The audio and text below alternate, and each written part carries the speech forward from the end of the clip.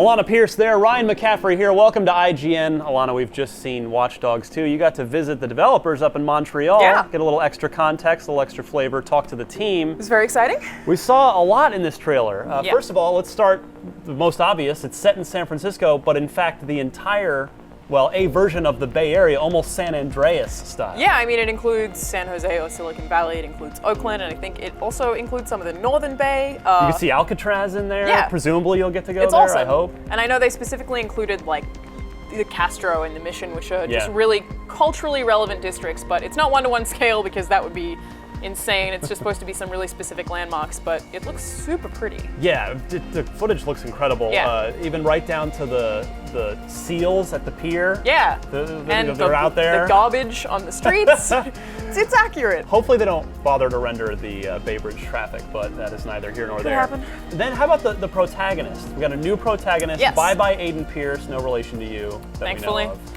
Who's our new guy? Marcus Holloway is our new protagonist, and I immediately like him so much more than Aiden Pierce. Why?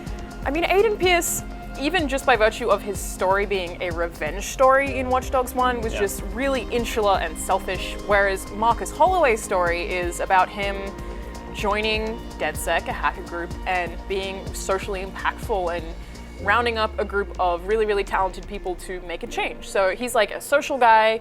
I've heard that he's very charming. He's supposed to be charismatic. He's got some sick parkour moves too. Yeah, and he we've has seen. really cool clothes. He's he just looks like the kind of guy that you'd want to be friends with, I think. And he's got, so there are upgraded hacking mechanics in this one. Yeah, the first Watch Dogs, while I thought the hacking was pretty fun in Watch Dogs Yeah. 1 anyway, it was kind of just like press X to do thing. Right. And it would just, whatever would pop up and it would happen. You didn't really have a control.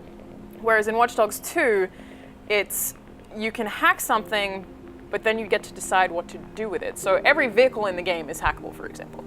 And that doesn't mean you just press X and a car alarm goes off. It means that you can make the vehicle move to give you cover, like while you're Nice. moving. That's cool. Or you can run someone over with it, or you can drive it towards you so that you can get in it for a getaway. So it seems like everything is a lot more open and gives players a lot more choice. Cover-based shooting, there's going to be plenty of shooting in this game. Yeah, it doesn't have to be, actually. Doesn't have to be? You can finish the entire game non-lethally. Really? You never have to use a gun. If you do, though, all of your weapon stuff is based on 3D printing, which I think is really cool too. So it's like, you can 3D print guns and then you would use those. But Marcus Holloway's weapon is like this kind of bungee cord with a pull cue, I think, on the end. So it's like this thing that he made totally of his own accord. It's all really creative. We're going to see a lot more at E3. Yeah. I don't know if we're going to get to play it at all, but we're definitely Hope so. certainly going to see more probably at Ubisoft stage, and then behind closed doors we'll have full reports coming out of E3 for you on Watch Dogs 2. Alana, thank you so much. No For worries. much more on the Watch Puppies, keep it tuned right here to IGN.